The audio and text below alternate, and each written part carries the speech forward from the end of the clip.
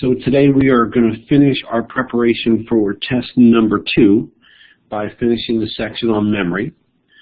Test number 2 breakdown is in the upper left-hand side of the slide. There will be 9 questions on sensation and perception, 7 on consciousness, 15 on learning, and 9 on memory. Okay, so obviously in terms of budgeting your time, you want to budget your biggest chunk of time to the section on learning, right? Classical conditioning, operant conditioning, and observational learning. Today, as we move through memory, we'll do a little review of the memory models that we looked at together face-to-face on Tuesday. I'll remind you guys about the point of those demonstrations that we did on Tuesday, and that was going to be about the serial position effect. We'll continue by talking about chunking. We'll do a nice demonstration of that. We'll do another memorable demonstration of levels of processing theory. After we do that, we will have a little discussion regarding 4 things that can go wrong with memory, including at one point talking about amnesia and getting the chance to look at a video clip from Finding Nemo. So that will be maybe the highlight of the session for a lot of you. And then we'll take a look at the biology of memory. And at the very end, I will remind you guys of some things I mentioned back on our first day of class regarding what memory research suggests about how you should study. So study strategies that are predicated upon what we know about memory and how memory works. So that's where we're going to ultimately head in the last 5 or 10 minutes of our online session today. So on Tuesday, what we did at the beginning was a review of a number of different memory models. We began by talking about memory use. We said that this answers the question of how we get the information out of memory. If it's explicit memory, it's memory that involves conscious effort. We have to try to remember something. So remember in class, that sort of looking up at the ceiling kind of thing, that was explicit memory. That is contrasted with implicit memory, which has sort of an automaticity to it, right, where you do things automatically without thinking about it. We remember things without putting any specific effort into trying to recall those things. Then the question of what you pull out of memory is raised. What is the content that comes out of memory? Well, if it's facts and events, we call that declarative memory. And those declarative memories are further subdivided based on whether they're about you or not. Episodic memories, you'll recall, were those from your own personal life events, things that have happened to you, maybe big events that occurred for your family, whatever the case might be. More generically, semantic memory is about facts and events, meanings of words and concepts, things, as I said on Tuesday, that might be found in an encyclopedia or in a dictionary, something like that. Procedural memories we mentioned on Tuesday as well are memories that involve skills and behaviors, how to do things, how to juggle, how to tie your shoes, how to ride a bike, how to drive a car, etc. All this, again, is about memory content, what it is that we are retrieving from memory. We also discussed, after a couple of clicker questions, this memory processing model, which involves initially encoding the information into memory. So in order to be able to retrieve information later on, we said we have to initially put that information into memory. We then store it away. We click the Save button. And ultimately, we hope to be able to retrieve it, right? And when we retrieve information from memory, we're effectively clicking the button that says Open, right? So we want to open the file. What we're going to talk about later on this morning when we discuss what can go wrong with memory is the fact that the first thing that can go wrong with memory is a failure on the front end to encode the information in the first place. Obviously, if you never do what we call with encoding the data entry, you can't then later on retrieve that information, open it up, because it was never entered in the first place. So we'll talk more about that lack of encoding when we're discussing things that can go wrong with memory. Then we talked about some of the different stores within memory, ultra short-term fleeting sensory memory. Iconic memories are one example of these, the visual memories of the tracing of the laser pointer on the screen, the traces of the small child waving around the sparklers on the 4th of July. Short-term memory has a limited capacity. This is our focus at the beginning this morning to show you the capacity of short-term memory. It doesn't last forever. It doesn't hold unlimited numbers of items. And then we'll talk as well about long-term memory. So long-term memory, as we mentioned on Tuesday, has this nearly unlimited capacity. And we just keep pouring in more and more, maybe episodic memories into that long-term memory, and we ultimately don't have that stuff disappear on us. Okay? We did the demonstration, house, table, planet, lion, all the way through, band, basket, and towel.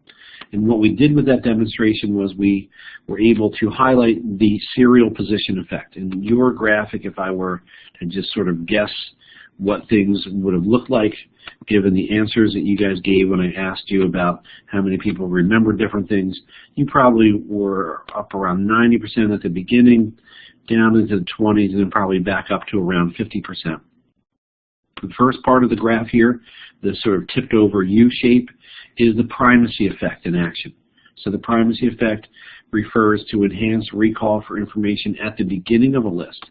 You remembered house, table, planet, and lion pretty well because you were rehearsing them, right? When you're rehearsing, you're sort of saying those things to yourself again and again and again. House, table, planet, lion, house, table, planet, lion. And consequently, 90% or more of you remembered those first couple of words. In the middle, things start to fade on the list of words here. At the end of the list, we're actually pretty good again. We have about half of you remembering the final word or two. That's referred to as the recency effect. So the recency effect is this enhanced recall for information at the end of the list. And what we mentioned on Tuesday was that that's because that information still resides in short-term memory. Okay, the word that students very often use to describe that feeling is that information feels fresh in my memory. And by fresh, really what you're saying is it's still in the short-term memory, and so I can pull it back out of memory relatively easily. Any questions about any of those big ideas from Tuesday?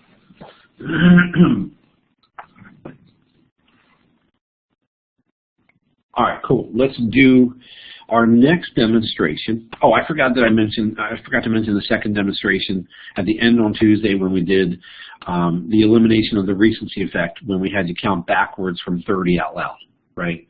We had the delay with interference, and so the U-shaped curve that we had when we did the initial demonstration and looked kind of something like this. In contrast now, that curve doesn't have any evidence of the recency effect, so it's more sort of L-shaped. And this drop in recall for those last couple of items is a function of that delay with interference that we did, 30 counting down to 0. Okay? I forgot to mention that. All right, our third demonstration this morning is going to show us how many pieces of information a person can hold on to in short-term memory.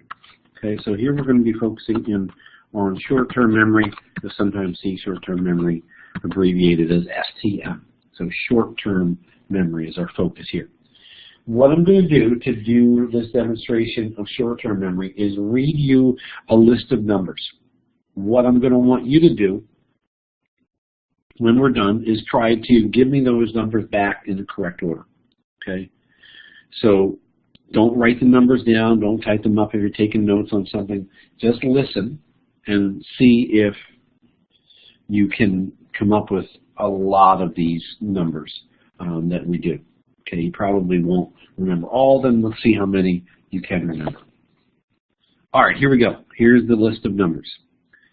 2.718 2 8 1 8 2 8 4 5 9 0 4 5 2 3 5 3 6. All right, in the chat box, chime in with as many of those numbers in the correct order as you can remember. Let's see what you guys can come up with here. 2.718, we got 4. 2.7182, we're up to 5 digits. 2.71828, we're up to 6 digits. 6 digits is their record right now. Can anybody get more than 6 digits? Actually, that was 8 digits because it's 2.7182818. So 8 is the record. Anybody got more than 8?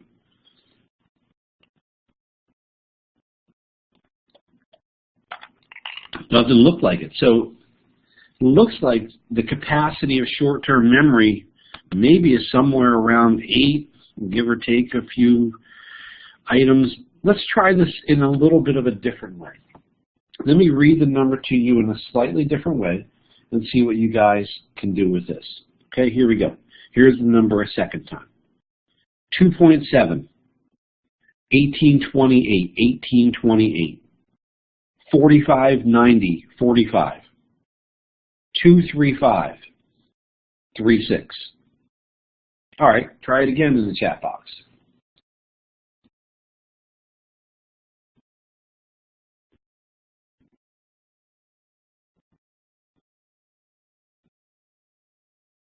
Two 1828.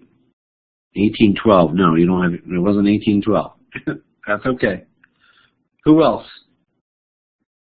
2.7828. Nope.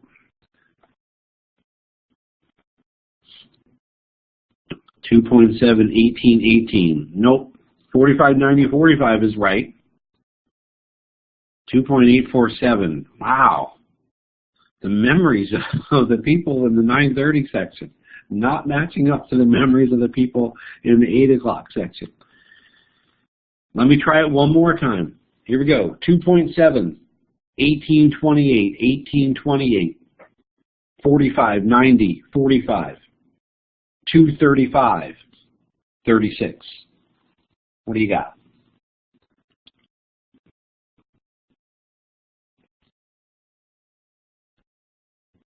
That's 6 digits, 2.7, 1828. 2.7, 1828, 1828. Kelly's just a question mark. Paulina's got a whole bunch there. That is 10, 16 digits. What did I do differently the second time? What I did differently was instead of reading you 21 digits like I did the first time, I took the material and I chunked it into bigger pieces. I combined elements here so that now you're trying to deal with 1, 2, 3, 4, 5 items. You're not trying to deal with 21 items. Instead, you're trying to deal with 5 items. Wasn't it easier when you were looking at this material here to go 2.7, 1828, 1828, 4590, 45, 235, 36? And Paulina remembered a whole bunch of them. 16 digits. I'm guessing, Paulina, if I asked you to see how many you could remember the first time I read it to you, it was way less than 16, right? Was it? Very much less. Okay, so this is about chunking, right? Oh, by the way, this number is the natural log, which I know you use on an everyday basis. What is chunking about? Well, we know that we can hold in our short-term memory 7 plus or minus 2 pieces of information. If you don't like plus or minus, this means in English. You can hold 5 to 9 pieces of information in short-term memory. But if you utilize this chunking procedure, you can hold more information in short-term memory. You can combine items. You can reconfigure things. You can group things so that 21 items becomes instead 5 items. Okay? We do a fair amount of chunking with numbers, but you can certainly chunk information other than just numbers. Okay? But numbers are where we see this in the most obvious way. What other numbers have you guys chunked during the course of your lives?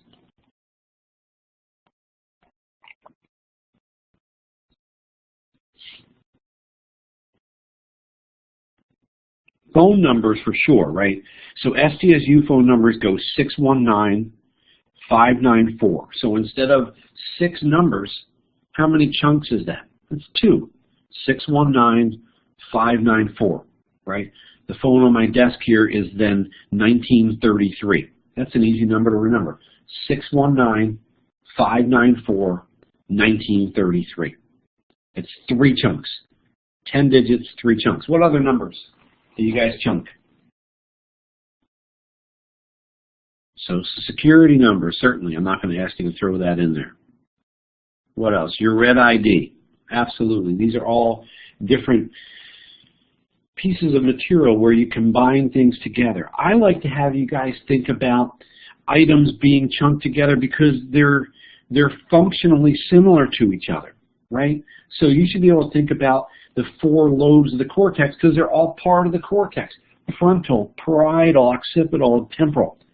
Let's take those 4 and make them one item underneath the heading of cerebral cortex, right?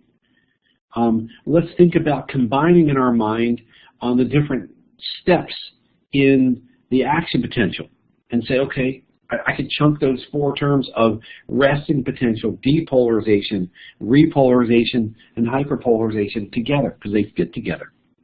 Let's try one more demonstration of chunking. This time I'm going to read you guys a list of letters, and let's see what you can do with them when I ask you to try to recall it. I'm going to guess you're going to remember somewhere between 5 and 9 pieces of information. Here we go.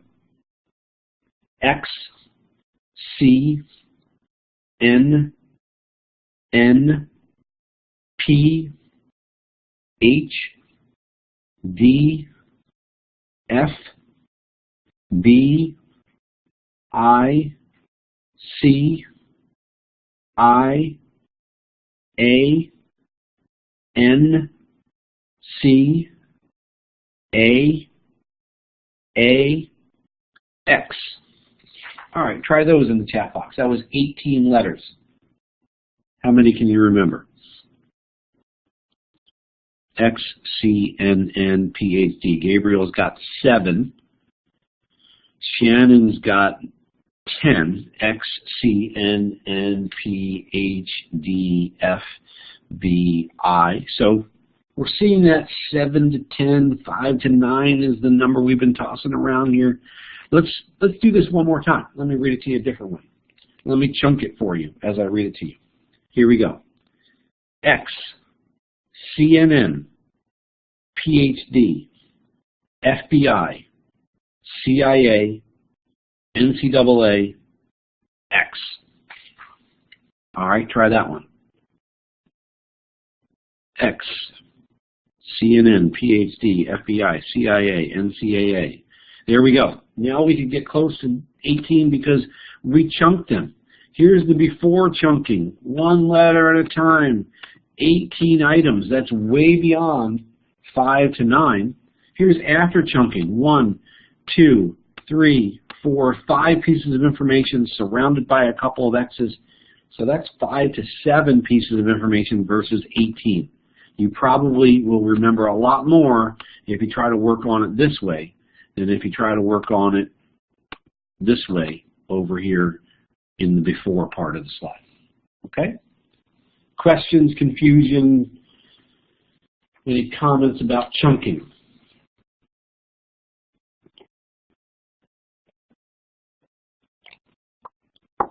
Awesome. Okay. Let's do one more demonstration. And this demonstration is going to involve having you guys answer one question on each slide. Okay? On each slide, what you're going to have at the top of each slide is a target word. The target word is going to be in a box like this that I'm putting around the words target word. Okay? For the target word at the top of the page, on a piece of paper, not in the chat box, so get a piece of paper out. What I want you to write down on the piece of paper is the answer to the question that is written below the target word. The question is either going to be, how many uppercase letters are there? Does the word rhyme with something else? Or use the word in a sentence. Okay? So let's say that the word at the top of the slide was, I don't know, cloud. How many uppercase letters? Well, that's the question. The only thing I'm going to write down is 0. Does the word cloud rhyme with tree? I'm going to write down no, it doesn't. Or if I'm asked to use the word in a sentence, I might say, I see a pretty cloud in the sky. There's my sentence. That's awesome. Okay. So do you understand what you're supposed to do? The only thing you're going to write on your piece of paper there is the answer to the question. You're either going to write a number for the number of uppercase letters, yes or no about whether it rhymes with something else, or you're going to write a sentence if I ask you to do that. Here's one to practice with. Tell me in the chat box, what are you going to write down if this was a real word? The word is hello. We ask you the number of uppercase letters, and you're going to write down the number 0. Okay? When we do this for real, again, I don't want you to chime into the chat box with your answers. Okay? All I want you to do is answer the question down below by writing your answer on your piece of paper. All right? Any questions about how we're going to do this?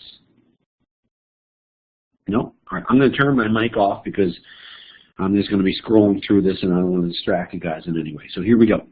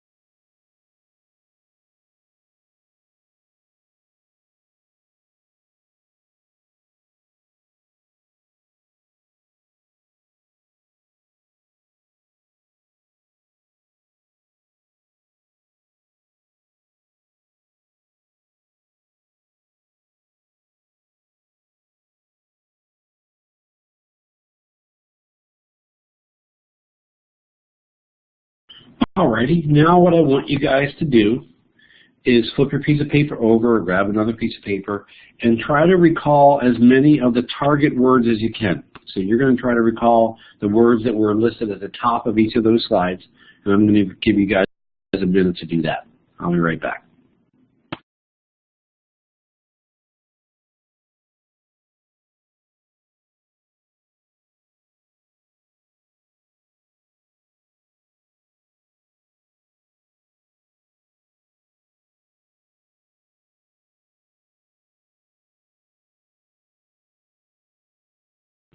Alrighty, here are the words that I read to you guys, and what I want you to do now is take a minute to come up with a total.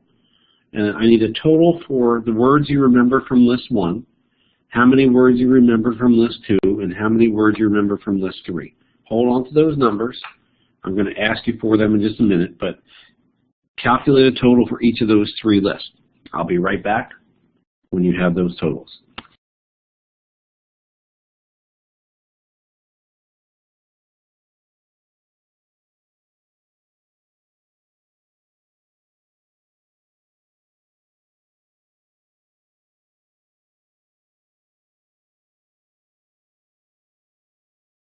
All right, let's take a look at the results here, and then we'll try to figure out what these results suggest about how memory works. All right, in the chat box, just chime in. We'll do this in a pretty imprecise and decidedly unscientific way. Give me a list of, or give me your total for list 1. How many words did you remember from list 1?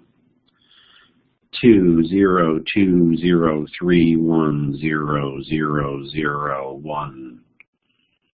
So lots of zeros and ones. If we just eyeball a number there for an average, let's say it was about 1. Okay. How about list 2? How many did you guys get on list number 2? 0, 2, 2, 1, 2, 3, 0, 1, 3.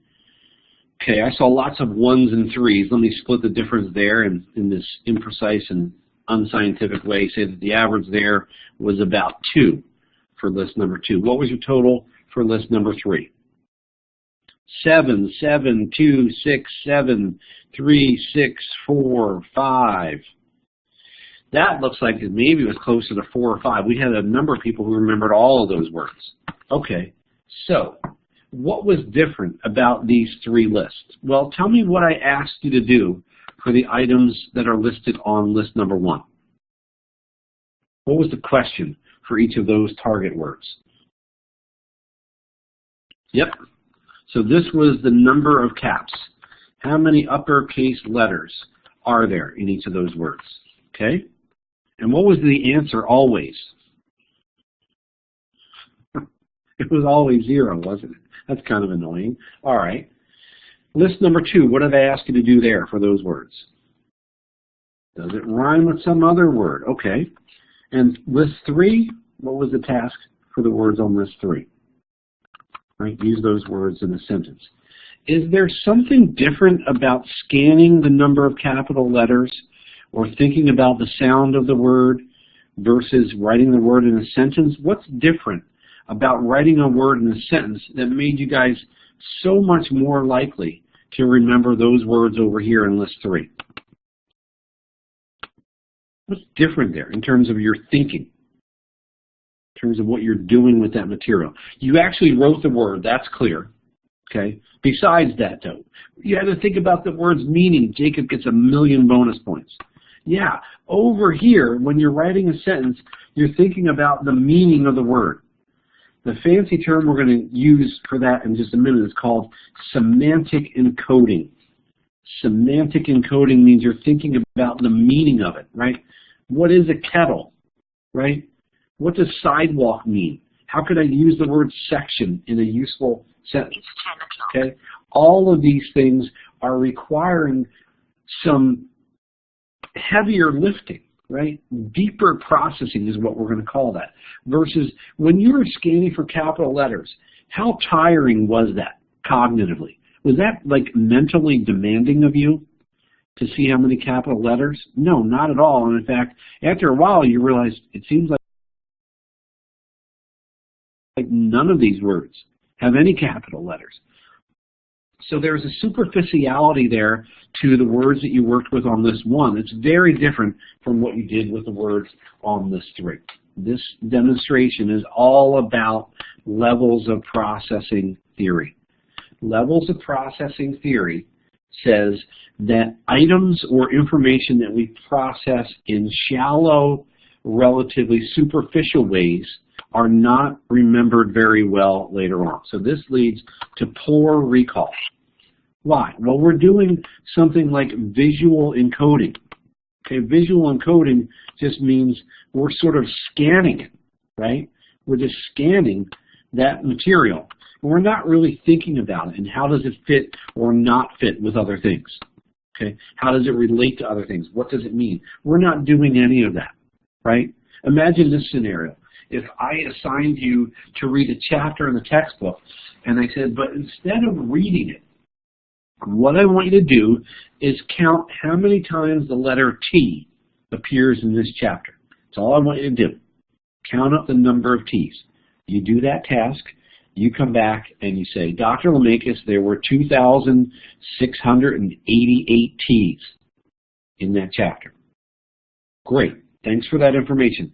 Now, let me have you do this little quiz about the material that was in that chapter.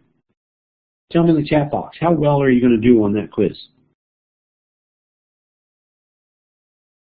Not well is a nice way to put it, Anthony, right? We're going to fail miserably.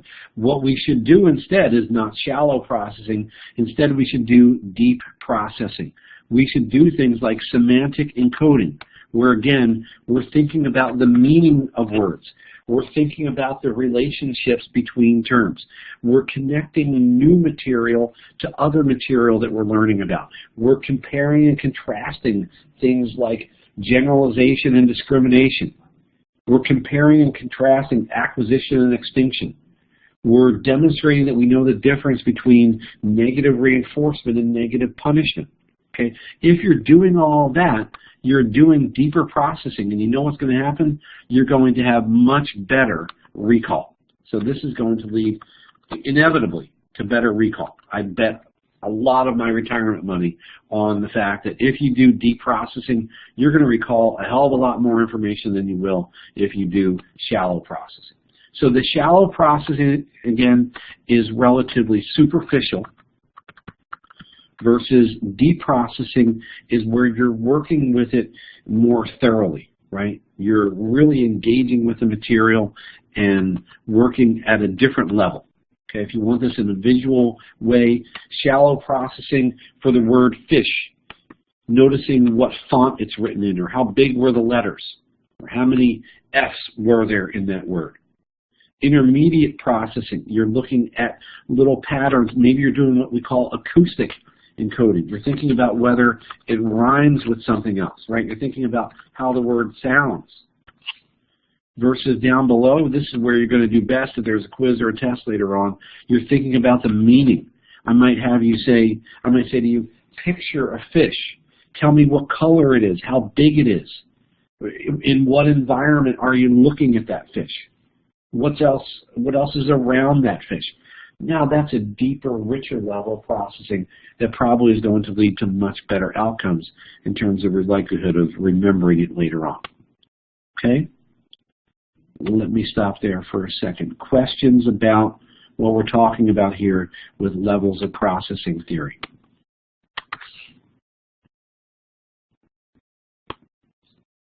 Looks like we're good. I'm going to paste into the chat box the link that I sent you guys about 2 or 3 weeks ago about how to study effectively for this course.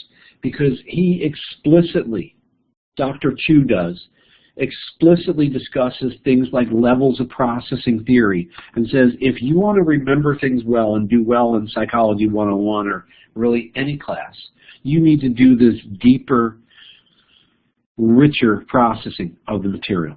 Okay? If you are just superficially reading and rereading through your notes or the textbook, you're like, oh, I recognize Pavlov. Yeah, that's a name Dr. Lemakis talked about. Okay, yeah, he did something with dogs. You're not going to do well on the test because the test requires you to do this deeper level processing. So check out that video, that set of videos there from Steve Chu regarding how to study effectively. All right, let's keep checking things off our to-do list here. So we did the chunking demonstration. That was the numbers and then the letters, combining them to make more efficient use of our short-term memory. We just did levels of processing theory, looking at those target words, and we were way more likely to remember the words that we used in the sentence versus those that we scanned visually for the number of capital letters. All right, what's next? Let's talk about 4 things that can go wrong with memory. One of which is going to let us watch a little clip from Finding Nemo, so I'm excited about that. The first of the 4 things that can go wrong with memory, as I mentioned at the beginning today, and I had already mentioned together with you guys on Tuesday, is a lack of encoding. So if you're going to make a list in your notes here about 4 things that can go wrong with memory, number 1 is a lack of encoding in the first place. You never do the data entry, so when you're asked to retrieve that information later on, you simply can't do it. There's nothing there to retrieve, right? This was the example I mentioned to you guys on Tuesday when maybe you weren't paying attention, when some people were introduced to you, you re-encounter them a couple days later, they remember you and you have no idea what their name might be. Okay? You didn't forget anything. You just didn't encode the information in the first place. Okay? So that's problem number 1, or the first thing that can go wrong with memory. The second thing that can go wrong with memory is rapid forgetting. And this is based on research done by Hermann von Ebbinghaus. And you're going to read more about him in the textbook. But here's the story with Ebbinghaus. What he did was he used himself as his research subject. And he had a list of nonsense syllables that he memorized. I'll give you some examples of nonsense syllables. BAF, or XOF, or MEQ. These are syllables that are uncontaminated by any prior learning because we don't encounter those syllables, those combinations of consonants and vowels in real words, right? They're just made up nonsense syllables. Well, what Ebbinghaus does is he memorizes a bunch of these, and he puts the list away, and then he tests himself over time at different points in time for his retrieval. An hour later, a couple of days later, a couple of weeks later, up to a month later. And as you look at this curve, just summarize for me in the chat box. What's the most distinguishing characteristic about this curve? What stands out? What's the message of this graphic? If somebody gave this to you and said, what does this tell me about forgetting? Tell me what the main point is. There's a sharp drop immediately, which means what? We forget rapidly. Really good, Jacob. Thank you for that. So we forget lots of information rapidly. We forget lots of information rapidly. I'm going to spell that out in more specific terms. We lose about 2/3 of the information that we're exposed to in the first hour. Yikes. Right? Look at the precipitous drop-off here. So this is the second thing that can go wrong with memory, right? We forget things and we forget that information really, really quickly. Okay? What's the implication here for you guys in this class? What would you suggest that you do, for example, with material to which you're exposed during this class? We're done at 10:45. To fight against this rapid forgetting, what might you want to do?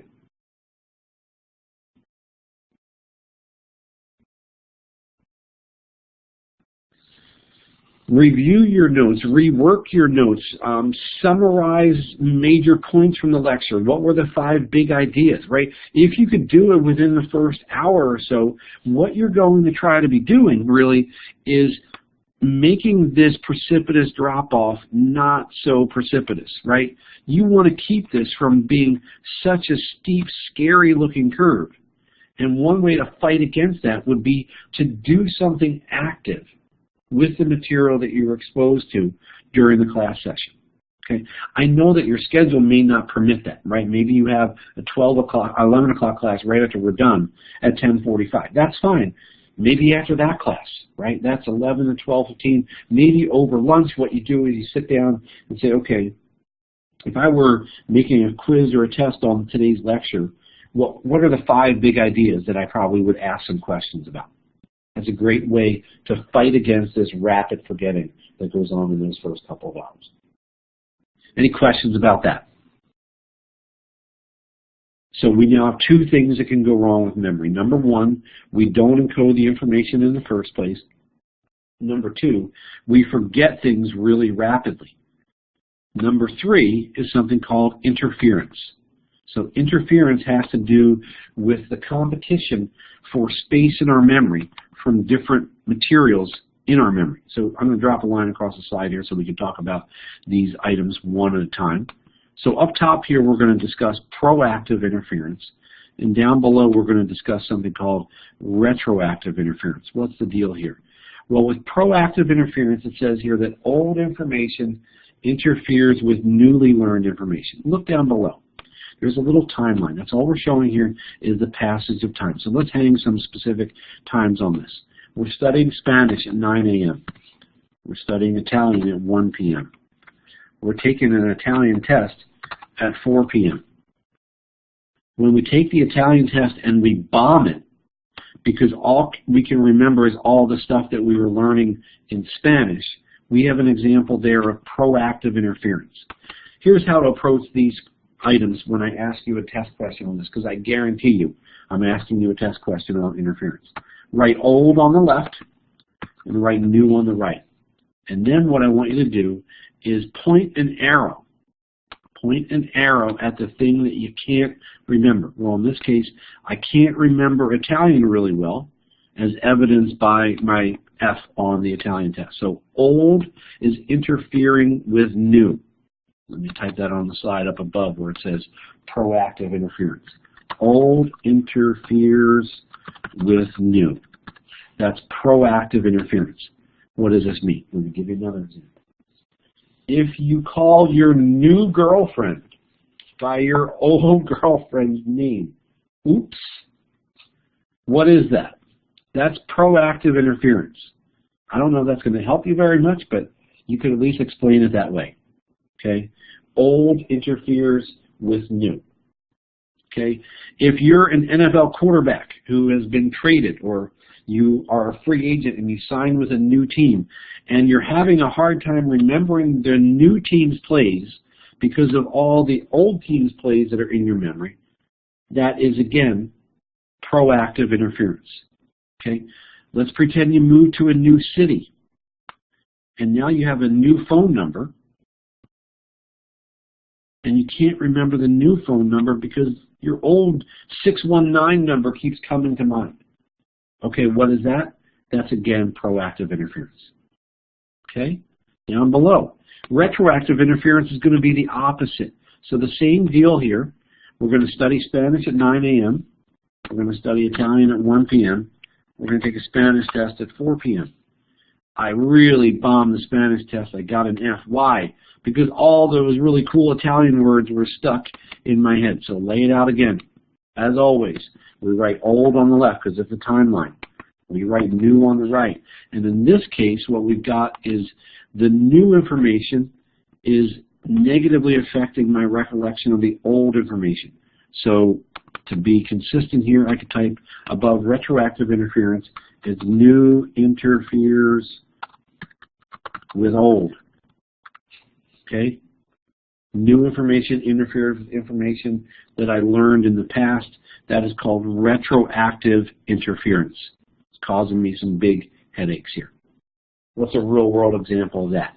Well, let's imagine you're back in high school again, sorry, and your old lock was stolen off of your locker somehow, and you got a new combination, okay?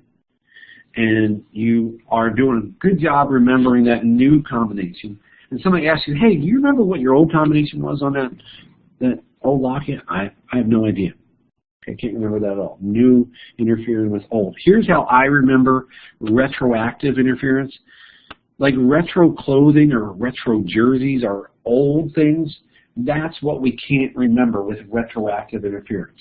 Okay, it's new interfering with old in the context of retroactive interference. Okay? Questions on that at all? Does that make sense?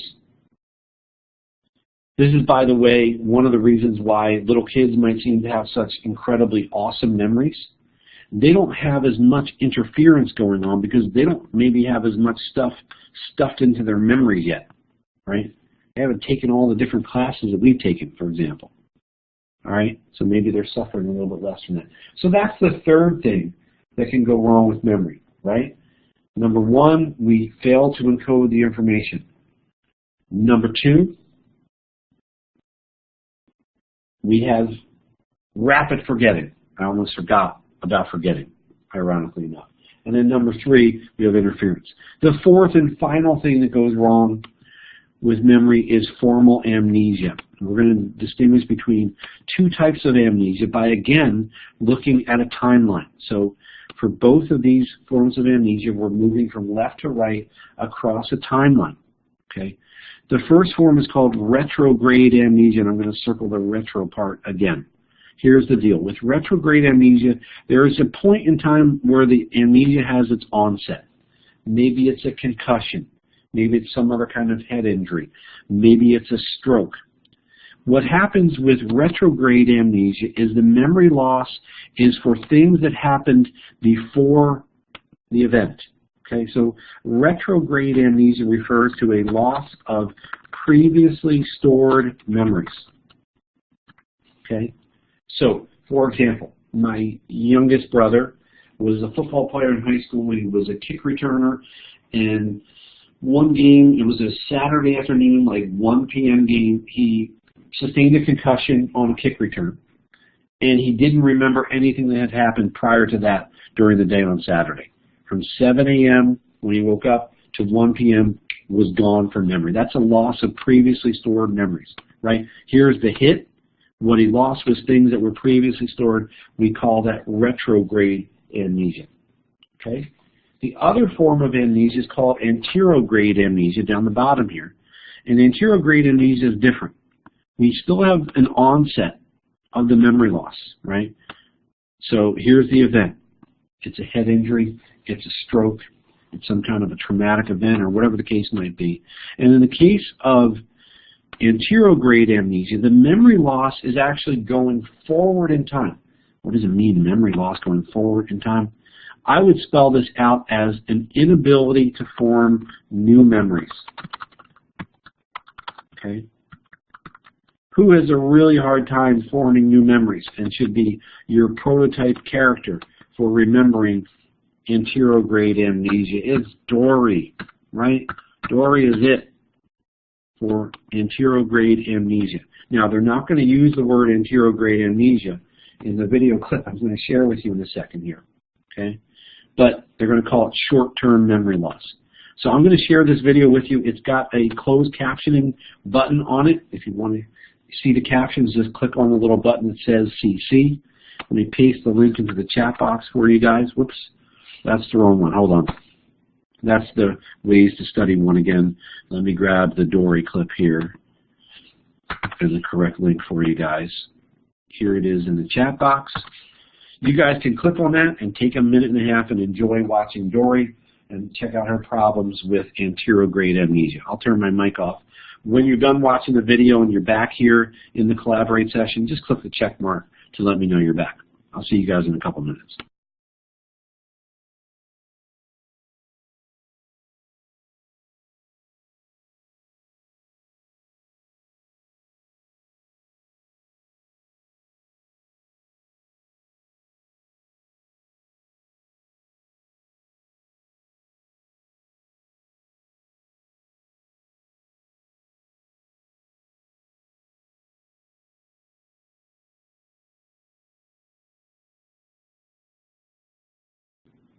Again, when you're done watching the video, just click the check mark when you're back in here, and then I'll know we're ready to go. Thanks, guys.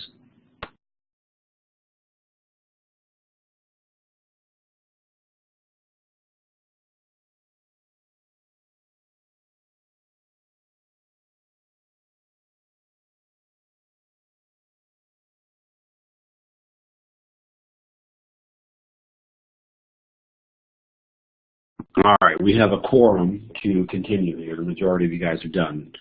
Any questions on what you saw there with Dory as our example of anterograde amnesia? Make sense? Can't form those new memories. She meets Marlin. Marlin's following her to where she said she saw the boat, and then she said, "Why are you following me?" Pretty funny, memorable example of that. All right, I have done a lot of talking so far, and I haven't even given you one single polling question yet. So let me do one of these. Push a couple buttons here to make The check mark turned into an A, B, C, D. Here's a question for you. Jerry suffered a brain injury when a steel beam fell on his head. He can't remember anything that has happened since the accident. What kind of amnesia does he have going on there? So choose A, B, C, or D up above the list of participants. I'll give you guys 40 seconds or so to work your way through that one.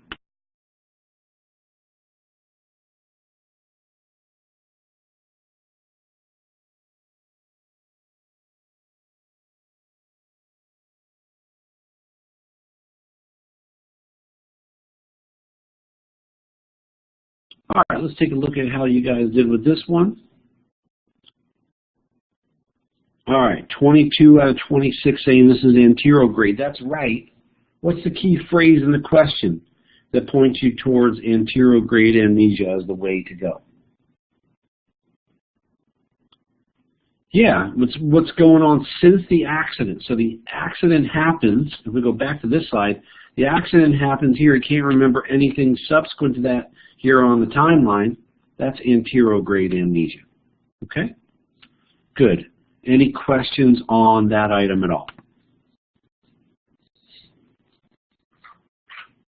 All right. What we have left to do on our little to-do list here is to take a look at the biology of memory. So we can check off what goes wrong with memory. 4 things, remember, right? We fail to encode the information in the first place. We have rapid forgetting. We have interference. Maybe we even have formal amnesia. What about the biology of memory? What parts of the brain are significant players when we're talking about memory and memory formation and recall and all this good stuff we've been talking about? Well, we're going to begin the discussion by talking about HM. HM is the initials of one of the most famous case studies in all the history of psychology. He died about 5 or 6 years ago, and we finally got to learn his full name. His name was Henry Mollison. And Henry was a guy who suffered an injury as a child, in a sort of innocuous sounding injury. He was playing outside with some friends, and one of the other kids in the neighborhood was riding down the street on his bike and crashed into Henry.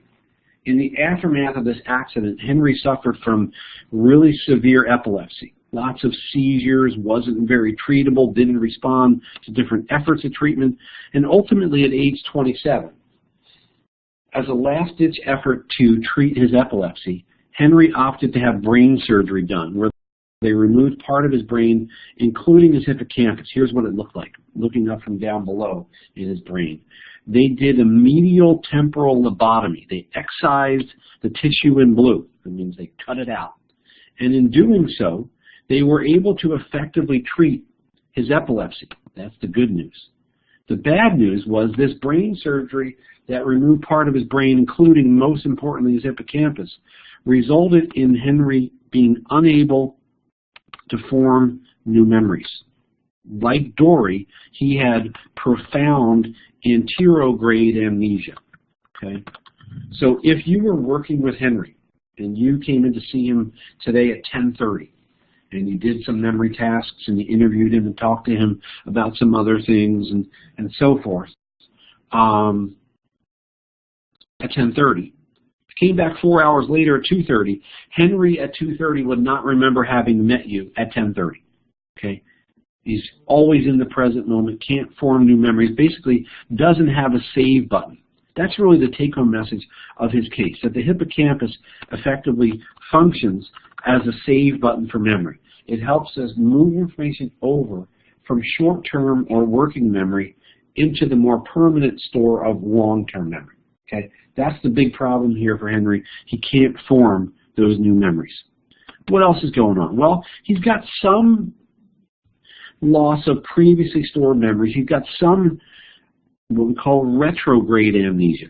The retrograde amnesia is about 3 years worth of information prior to the surgery. So if we do the math here, basically we're talking about the years from age 24 to age 27 for Henry were gone. Okay? What's also fascinating is that his intelligence is intact. This is where we go next after test 2. We talk about intelligence and intelligence assessment. Well, his IQ score doesn't change after the surgery. His working memory doesn't change after the surgery. So his working memory, where he can hold on to 5 to 9 pieces of information, that's just fine. If we did demonstration number 1 with Henry, house, table, planet, lion, all the way through band, basket, and towel, he would do about as well as you guys did. Okay. Here's the fascinating thing, though. If you did that demonstration with him at 10:45 and then came back at 4:45, 6 hours later, he wouldn't remember having done the task 6 hours earlier, despite having actually done pretty well in the moment. Okay, so working memory is intact. What he can't do, again, most importantly, is form any new memories. And that's a really debilitating kind of memory impairment to have, for sure. Okay? Any questions about HM, what his case was about, or what it shows us regarding memory? What's the biggest thing it shows us regarding memory? What do we need in order for us to be able to move info over from short-term or working memory into long-term memory? Yeah, without a hippocampus, we can't do it. So if your mom asks you, hey, what's wrong with Dory? What would you suggest to her might be wrong? Something's wrong with Dory's hippocampus, right? She can't save information over from short-term memory into long-term memory. All right. In case you're curious, another fascinating aspect to Henry Mollison's story is the fact that he donated his brain to science. And more interesting for us here in San Diego is the fact that UCSD is doing most, if not all, of the research with his brain. So his brain was transported across country to San Diego. About 3 or 4 summers ago, they actually did live streaming of the slicing of his brain and the placing of those brain slices on these slides to do further study about what was going on with his brain and what we might learn from it that would have implications for what we know about memory. So it's a really, really fascinating story, one of the most interesting case studies, I think, in all of psychology. So let's summarize then what we know about the biological aspects of memory. 3, or actually 4 major structures I want to point to on this slide. Number 1, the cerebellum plays a role in procedural memories. Who remembers what those were about? Procedural memories. You guys remember from the other day? What was an example of a procedural memory? Yeah, how to do things. So this is memory for skills or behaviors. Okay, that's mediated by the cerebellum. The cerebellum also plays a role in the learning of classically conditioned responses. So check this out. If little Albert were to have damaged his cerebellum in some way, it could have potentially kept him from learning to be afraid of fairy white objects like the rat that Watson and Rayner trained him to be afraid of. That's kind of cool. You wouldn't think about the cerebellum as being connected to, learning to blink in response to the Katy Perry picture, but it actually plays a role in that regard. The cerebral cortex, number 2 here on the list of biological aspects of memory, is involved with sensory memory. Sensory memories, again, those ultra-fleeting short-term memories like the iconic memory of the sparkler being waved around on the 4th of July. The amygdala and hippocampus play a role in memory as well. The hippocampus is involved in declarative memories, memories for facts and dates and names, whether it's generic, that is semantic memory, or episodic memory for events from your own life. The hippocampus, again, is like the save button that moves that information over into long-term memory. The amygdala I find fascinating because it basically stamps certain events as being emotionally significant or emotionally salient. Okay? So if something really sad occurs and you're at your grandmother's funeral and it's really, really a sad day for you and your family, your amygdala will stamp that event as something not to be forgotten. If you have a really happy memory, you're on some sports team and you won a championship, or you were the valedictorian in high school, or your first child was born, all of those things get stamped by the amygdala as things not to be forgotten. And in conjunction with the hippocampus, the amygdala helps you hold on to those and triggers regarding those events, videos or sights and sounds and smells from those events would trigger those recollections as well. Just to remind you where these things are biologically, there's the amygdala, there's the hippocampus.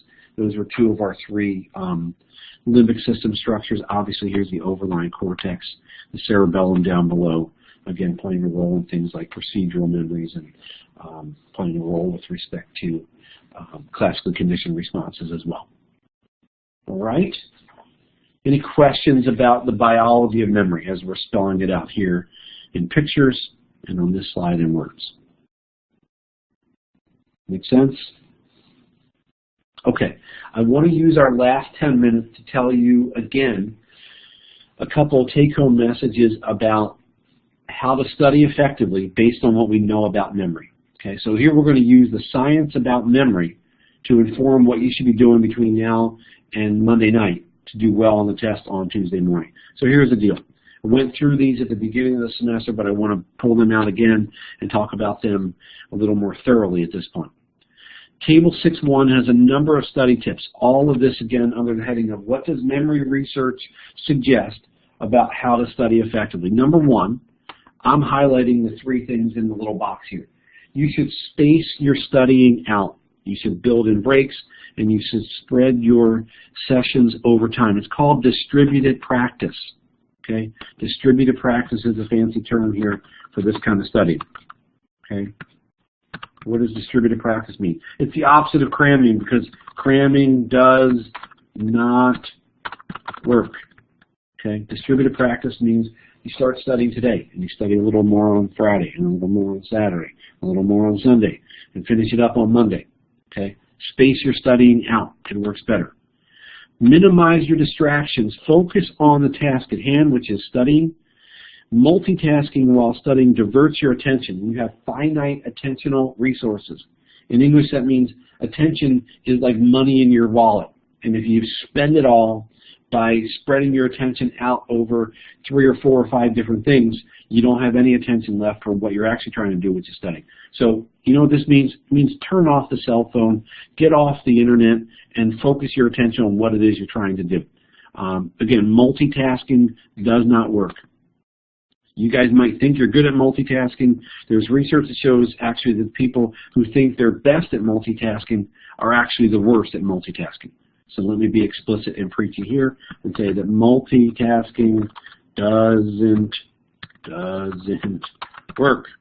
Okay. My favorite of these, by the way, is the test frequently suggestion. What does this mean? It says test yourself frequently. Low stakes feedback provides an opportunity to learn the material and retain it longer. The fancy word for this is retrieval practice. Okay? When you test yourself frequently, you're doing what's called retrieval practice. And here's the deal. Retrieval practice involves repeatedly pulling out from memory information that you've put into memory. Okay? It's like doing a memory workout. How do you do this in this class? Well, over here on the right side, I'm pointing you to 3 resources that will help you do retrieval practice. Show what you know.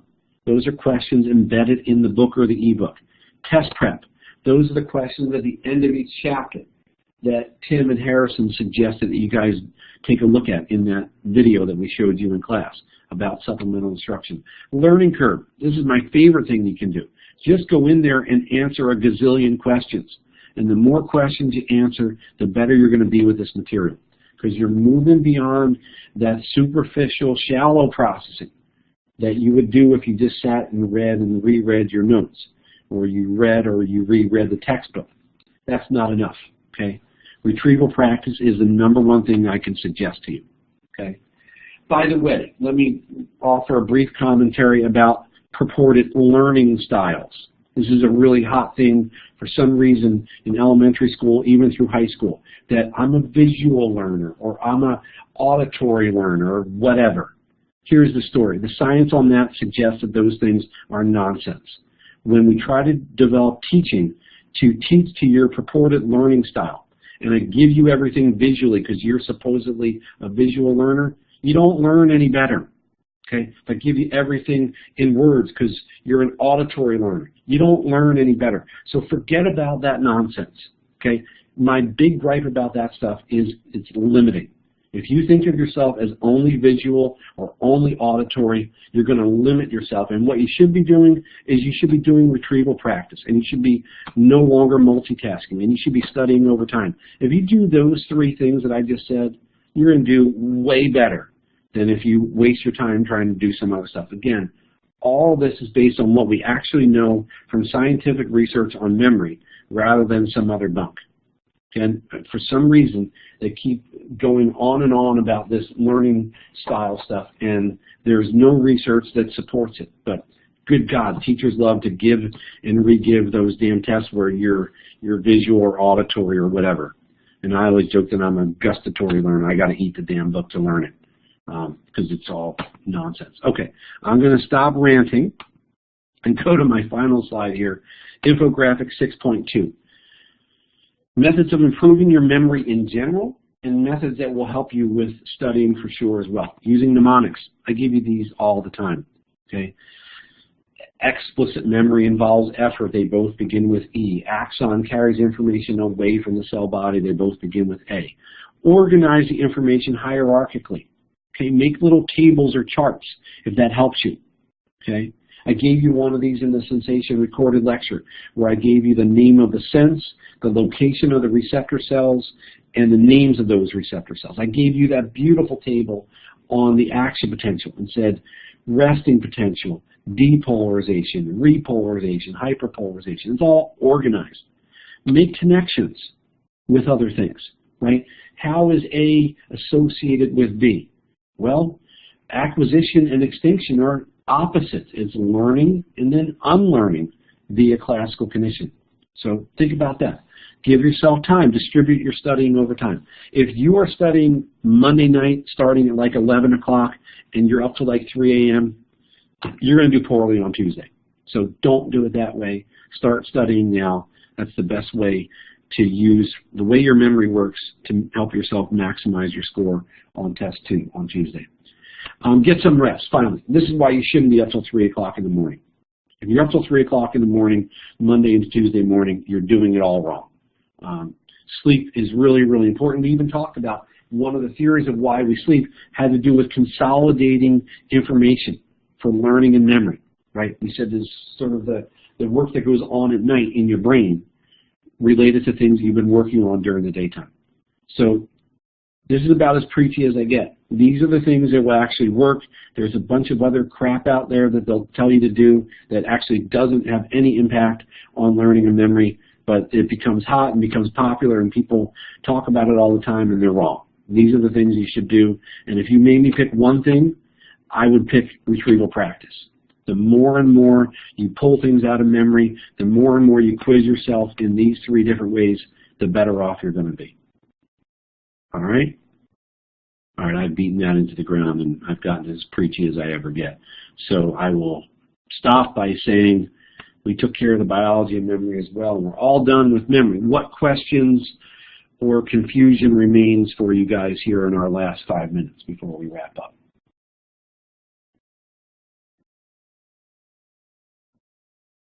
Anything further you need from me? What time's the test on Tuesday?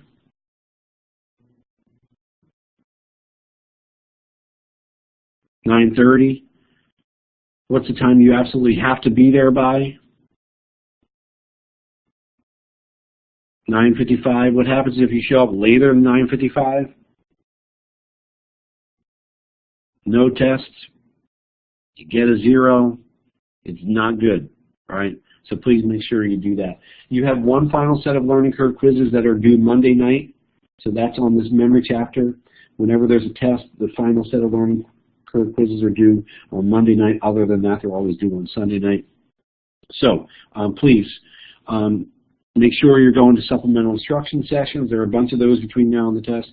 If you have any other questions that arise as you're studying, you can certainly email me. You know I'm pretty quick at getting back to you. And again, remember, if I send you a real brief response, I'm not mad. I'm almost certainly at a baseball game or a practice because that's all I'm doing at this point when I'm not doing stuff working with you guys. All right? Final questions on anything from today? Awesome. All right, well, have a great rest of your Thursday here. I'll see you guys Tuesday morning for test number 2. We'll get started right at 9:30. And again, don't forget to get your learning curve quizzes due by Monday night at 11. All right? Have a great day, everybody. Thanks, Jacob. Have a good day. I'll see you guys on Tuesday. Bye, everybody. Oh, don't forget to X out. When you X out, I can make the recording available for your classmates. Thanks, guys. Bye.